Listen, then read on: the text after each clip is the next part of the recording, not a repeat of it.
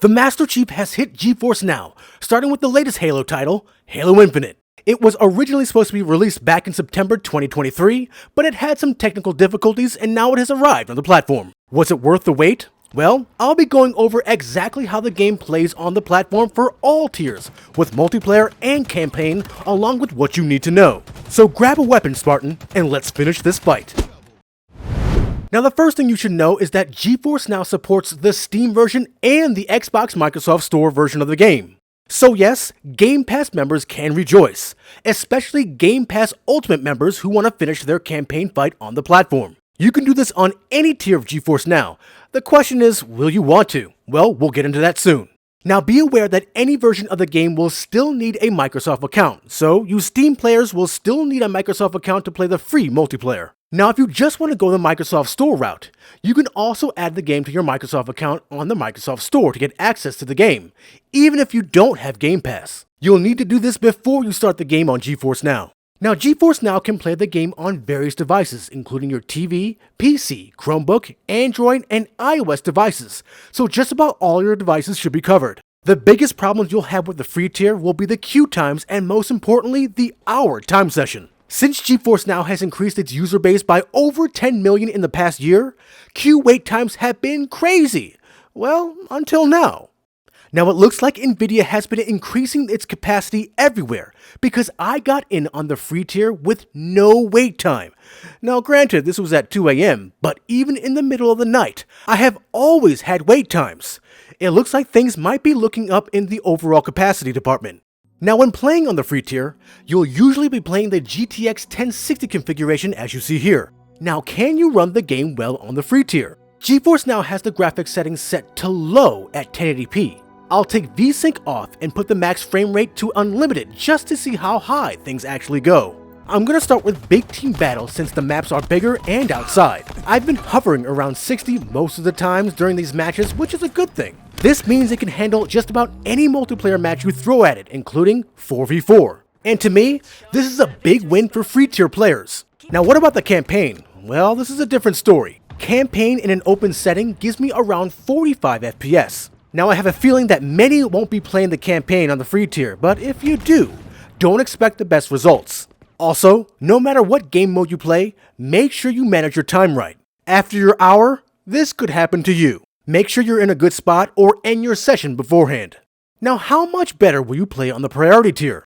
With the priority tier, you still get a max resolution of 1080p running at 60 FPS, and there are two configurations with the priority tier, the RTX 3060 and the 2080 configuration respectively. Graphics are set to medium this time on both.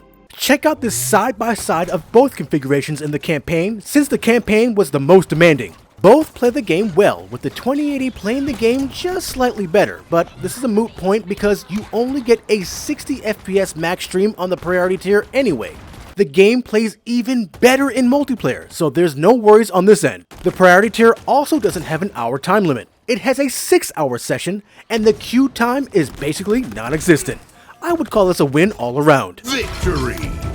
Now what if you wanted to go beyond 60 FPS and beyond 1080p? Can you do it? This is what the Ultimate tier is designed for. Streaming games at 4K up to 120 FPS, 1080p up to 240 FPS, and ultra-wide monitors up to 120 FPS. Can the Ultimate tier manage to do all this for Halo Infinite? Now I generally play the game at 4K, and GeForce Now put me at low settings on default, so I bumped it up to Ultra. This time I tried Firefight to test the tier. Things played very well, but I couldn't help but notice that the FPS didn't hit the desired frame rate. This setback did not hurt my performance though. Your team scored! 4v4 maps play better though, hitting around 120 FPS at 4K. Performance was great here. Killing spree! Now what about 1080p you say? Well, this is where things go south, since 240 FPS is not supported. But that's not a problem since the FPS doesn't hit 240 on a regular basis to begin with. It's even worse in the campaign. The FPS gets cut in half. But again, 240 FPS isn't supported, so there's no real loss. This is probably why they initially set the graphics to low. I'm almost disappointed.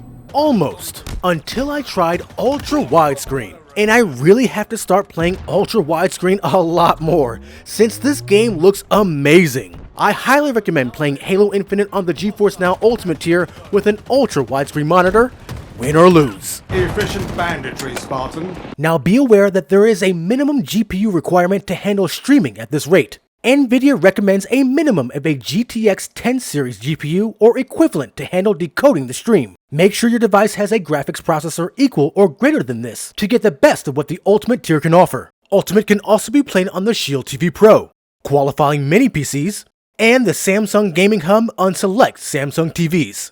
I will put the links to these devices and the GPU requirements in the description. And speaking of the Shield TV Pro, this device is good to go for playing the Ultimate tier right out of the box. Just plug it in, set up your internet and controller, and you're set to play. Don't forget to make sure that you have decent internet. I would have a minimum download speed of 50 megabits per second for priority members, and 100 megabits per second for the Ultimate tier for maximum bitrate streams, especially if you live with others using the internet. Overall, I believe the addition of Halo Infinite was worth the wait on GeForce Now. You can even play competitively on the free tier. What's that you say? What about the Master Chief Collection? Well, we'll just have to wait for Microsoft to add the title to GeForce Now as well. In the meantime, you'll have to enjoy one of the most neglected Halo titles on the market. If you like this overview of Halo Infinite on all tiers of GeForce Now, give us a like. Also, make sure to join as a member of the channel or join our Patreon and our Discord in the links below. And above all else, make sure to subscribe to keep it locked right here at the only place where you can do battle in gaming heaven, Cloud Gaming Battle.